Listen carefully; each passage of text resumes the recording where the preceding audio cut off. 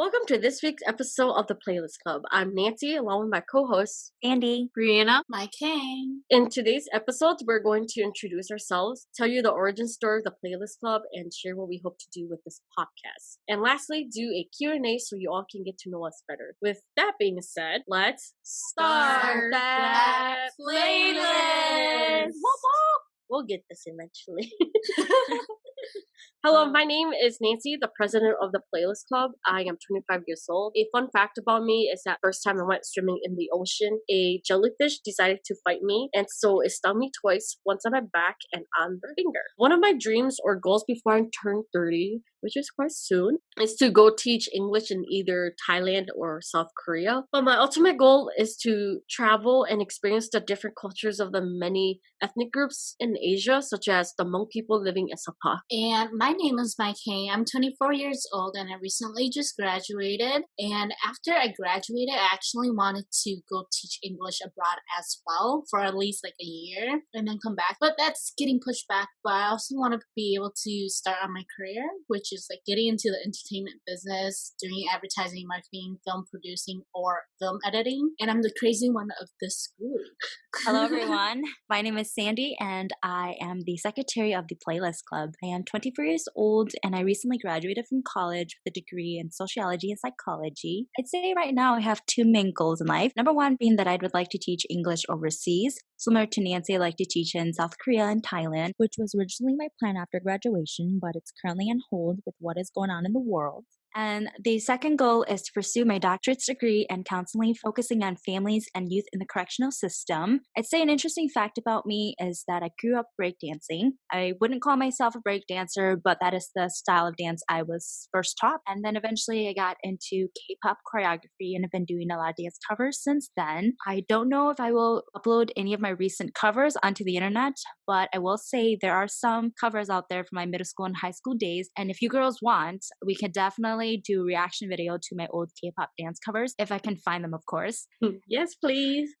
So yeah, that's just a little bit about me. Please introduce yourself a little more, Brianna. Thanks, Sandy. Hi, everyone. My name is Brianna, and I am the PR/marketer of the Playlist Club. I am 24 years old, and a dream of mine is to go backpacking through Europe. I want to start in Ireland and then country hop from one place to another. Another fun fact about me, too, is that I am a huge Harry Potter fan. I've read the whole book series at least 4 times through, and I have watched the movies individually at least 5 times each. So that's just a testament of how much of a Harry Potter fan I am. So the last thing I want to say is Team Hufflepuff come through. Woo-hoo. So yeah, that's just a little bit about who we are, and now I am going to share how the Playlist Club started. Before sharing the Oranges story, I would like to give you all a brief background of who we are. We're all Hmong, spelled H-M-O-N-G. We're an ethnic group that originated from southern China and then migrated to the Southeast Asian countries. I don't want to get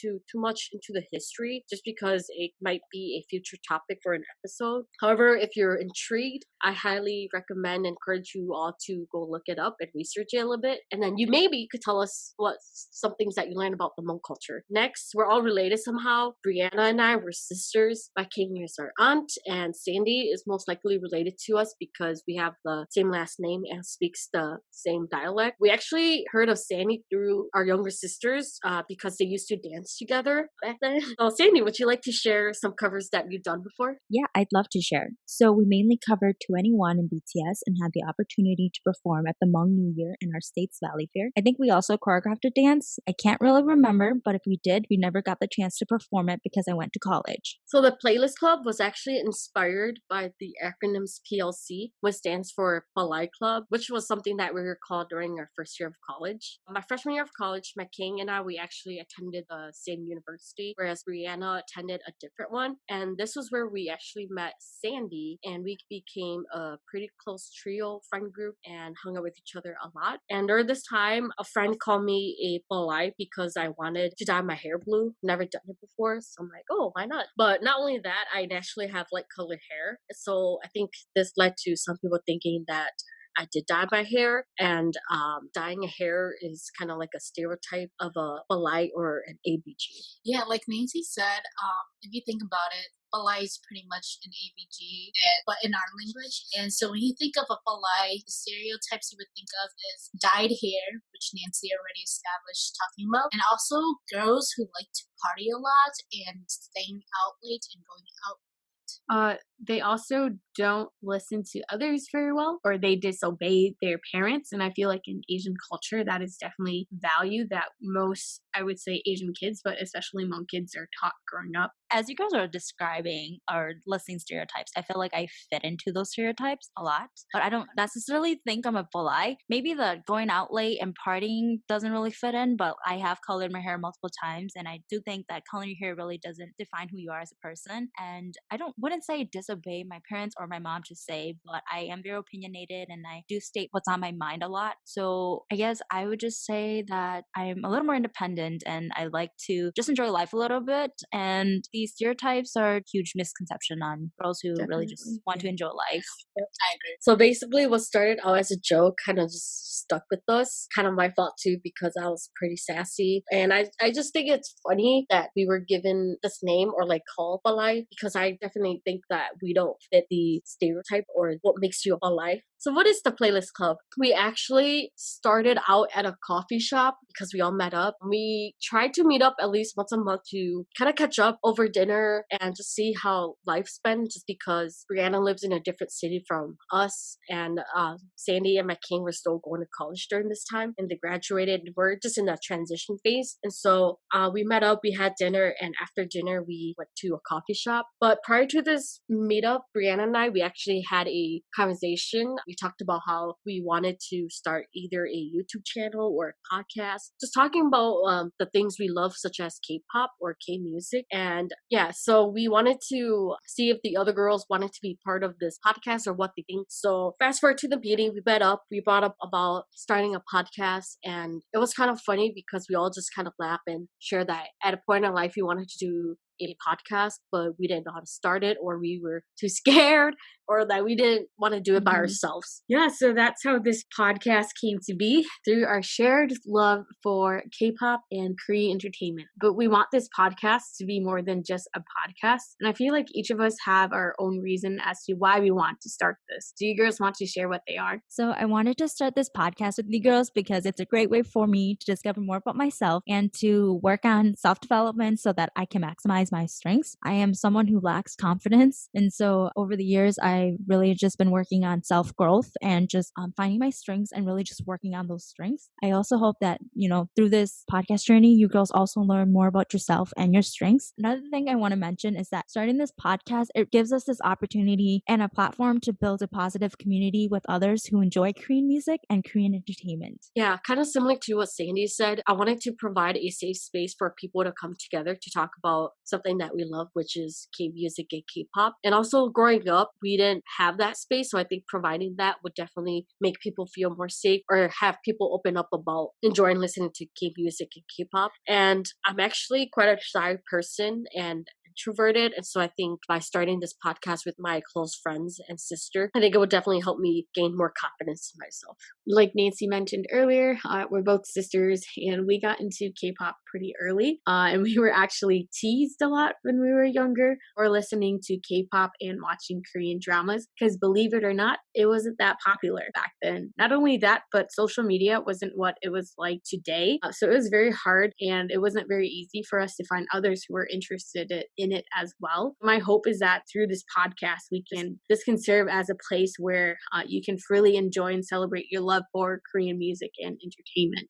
Yeah, I definitely agree with what all the girls have said, and having that safe space especially, because thankfully I had Brianna during like my middle school and high school years, and Nancy, even though she was like a grade older. But then I used to go over to their house a lot, and then we would talk about Korean music. Besides from that, I also want to be able to spread the music that I like to others and be able to introduce more of the underrated artists to everyone. That's what I'm doing. Yeah, so in summary of what we've all said, I feel like we all hope that this podcast will not only help us each grow individually and challenge us, but we also hope that it can be a safe place where you can share and explore your love for Korean music with others too. So yeah, connect with us on our different social media platforms. Tell us about things you like. Tell tell us about musicians you listen to. We do have an Instagram and a Facebook and Twitter so that not only can you guys learn more about us and our taste in music, but we can learn about you guys too. Yeah, as Rihanna mentioned, our social media accounts are a great way for everyone to connect with us and also a great way for everyone to take part in creating content that you all want to hear on this podcast. With that being said, please bear with me as I list a few content ideas we have in mind for the Playlist Club.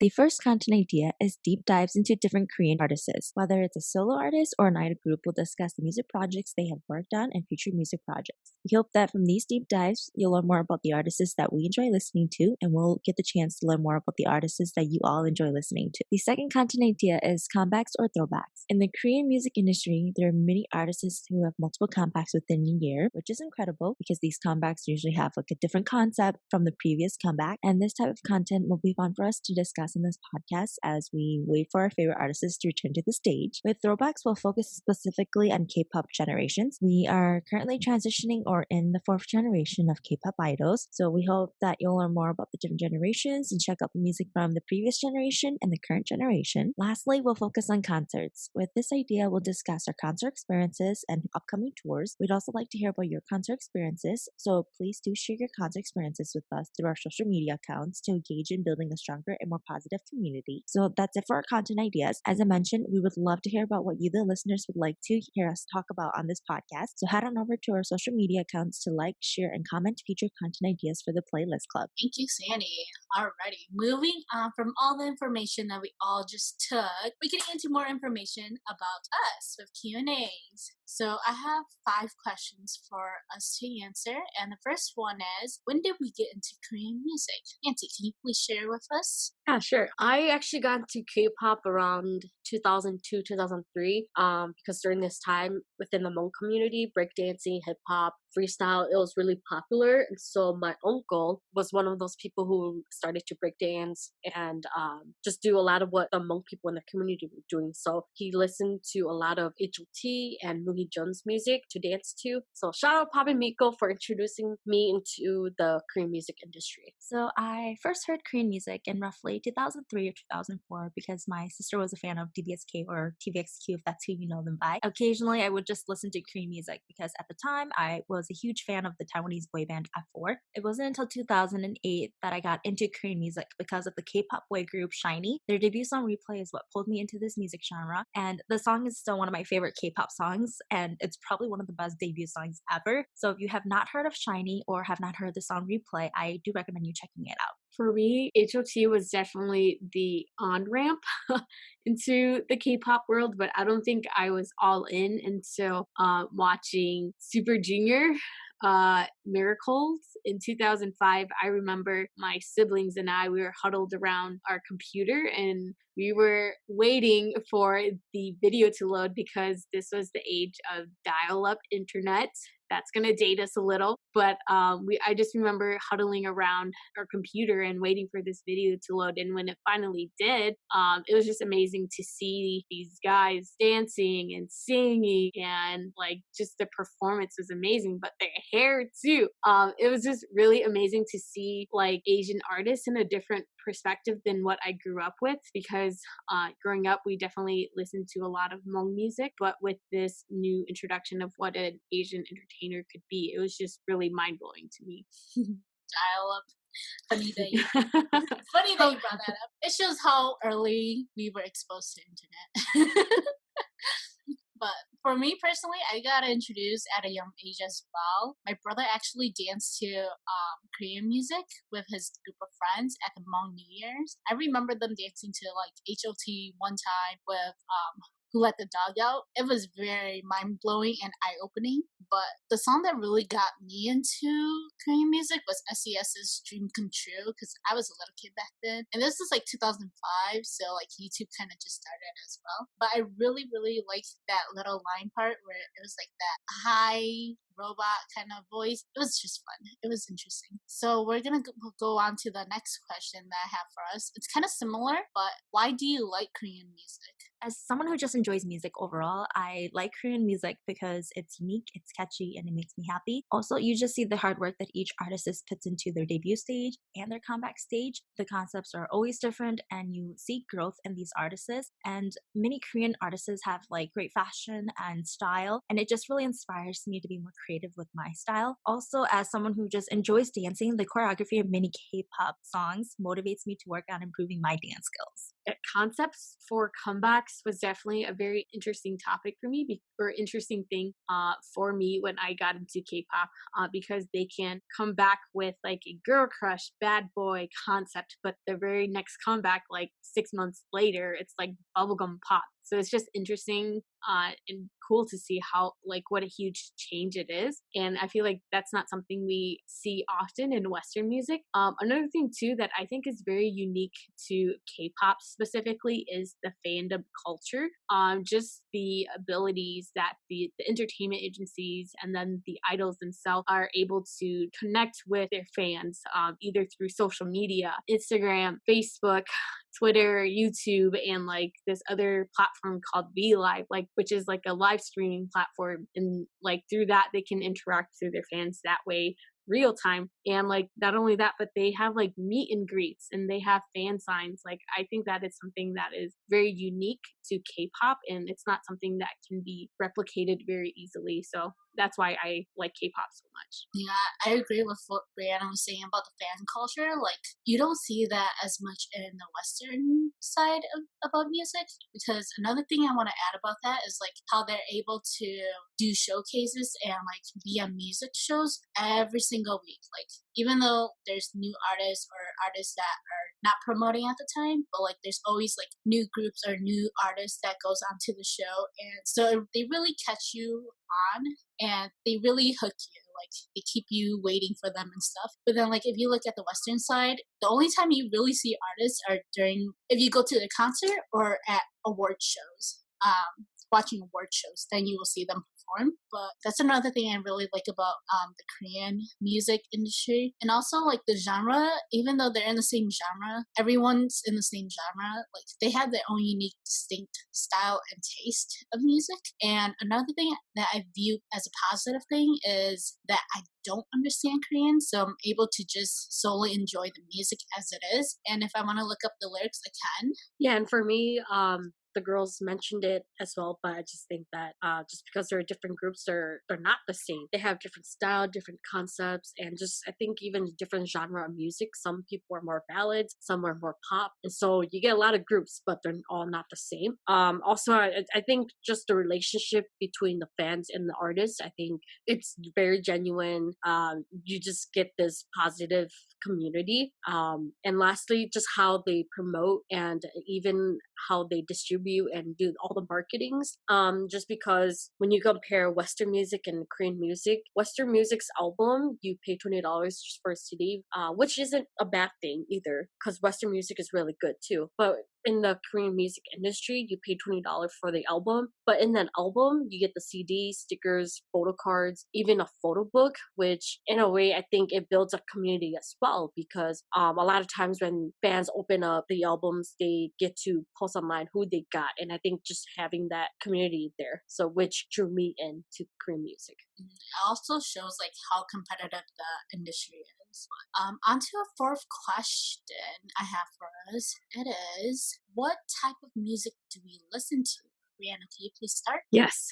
So there's two very distinct types of music I listen to. There's this pop, super upbeat music, but I also very much love chill, lo-fi type of music as well. And I feel like those two types of music really encapsulates like who I am as a person, because I can be very upbeat, but sometimes I can be very chill too. So those are the main two types of music that I vibe with. Nice. I'm also kind of like that, where I listen to very different music too. For me, I listen to a lot of like rock, alternative rock, pop rock, and then I also like ballad, which is the slower side. But then both of them are very emotional if you look at it. I also like R&B, pop, and techno. It's EDM, but I prefer saying techno because when I think of EDM, I associate it with raves, and I don't go to raves. And then I also like traditional music, and by that I mean like the usage of traditional instruments, especially if you watch like the historical dramas, like historical Chinese and historical Korean dramas. They like to implement the traditional instruments in it, and I really like the sound that they make and how it kind of like fits with the overall theme. If you know me, you know that I love Spotify. That's where I listen to 99% of my music. But once you open it up, I like to organize everything based on categories. And when you scroll through it, I actually have like my kpop music playlist, my Chinese, my band, my acoustics, my English speaking English songs, and not only that, but I have my Thai playlist too, which I love Thai music. So yeah, I try to listen to a lot of different types of music. I would say I listen to most music genres. The only genres I don't really listen to are country music, heavy metal, and screamo. I have tried listening to these genres in the past, but I don't really vibe with it. So it's really rare to hear me listen to these genres. But if you are somebody who listens to Korean music and you're a fan of country music, heavy metal, and screamo, do send some recommendations my way. I definitely would love to listen to some. We all secretly like country then. I don't know I about mean, that. I don't mind with Ooh. it, but then like I think I see. Okay, for our last question that I have for all of us to answer is, what's our top 5 groups or soloists? They can either still be together or disbanded. It doesn't have to be in any particular order, and it doesn't have to be just Korean music. So I'll start out first. I'm still kind of old school, trying to break out. I like some new ones too, but then I'm gonna stick with the ones I do for sure. Like they're more of the senior side, but I still like Kelly Clarkson, Daughtry. I also still like Infinite, okay? They're still together, everyone. They're still together. Hopefully, I will get to see them before anything happens. And I also like Tiara, even though they disbanded. Sadly, I never got to see them live, but yeah. And then for the last one, he's kind of new. He's a solo artist. His name is Gaho. Be sure to check him out. For me, this group will forever be my number one group just because they were the ones that got me hooked onto K-pop. So throwback to HOT.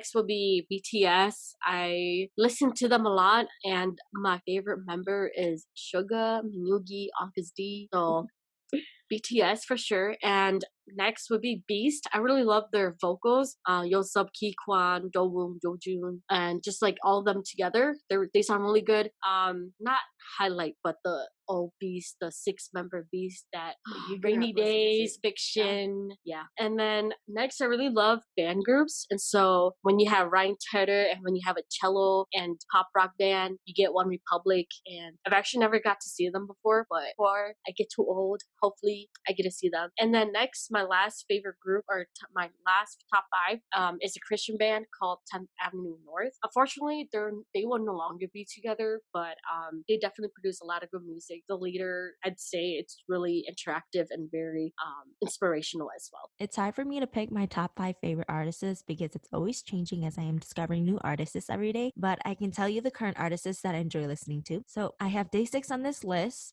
Day 6 is a band that is just incredible live, and in my opinion, Day 6 only has good music. I have enjoyed every single song they have released, and all their albums are really good. The second artist is Rex Orange County. If you're someone who enjoys listening to indie pop, neo soul, or alternative music, you'll enjoy his music. Also, whenever I listen to his music, it just makes me happy, so I had to put him on this list. And the third artist is 2NE1, and if you don't know who 2NE1 is, they're a second generation girl group that disbanded in 2016. I feel like many of their songs are confidence boosters, so that is why I enjoy listening to their music. And for me, I will always remember 2NE1 as a girl group that represented girl power. Next is a Thai band by the name of Getsunova. I hope I'm saying that correctly. I discovered Getsunova in 2013 when I watched the Thai TV series Hormones. I can't remember if it was like an intro song or like the ending, but ever since, their songs have always ended on my playlist, and their current release is also on my playlist this month, so that's why they are on my list. And the last artist, to be honest, I was quite disappointed in myself because I had only heard of his music earlier this year, but that is the Korean R&B artist Junie. Like, I just kind of came upon his music and I just fell in love with it. And so all his songs have been on my list every month. And personally, I think if you're someone who enjoys Dean or Crush's music, you'll enjoy Junie's music. So some people will say that I'm not loyal, but I beg to differ. My Me. king. Tag them, Brie. But I would say like my top artist is always changing with like the time periods that or the phases in life I'm in. But currently, some of my favorite artists at the moment or the top 5 is number 1, BTS. They're definitely a favorite of mine for a long time and have been for quite a while. Another group that I very much like too is this, and they're super underrated too, is a group called ACE, ACE.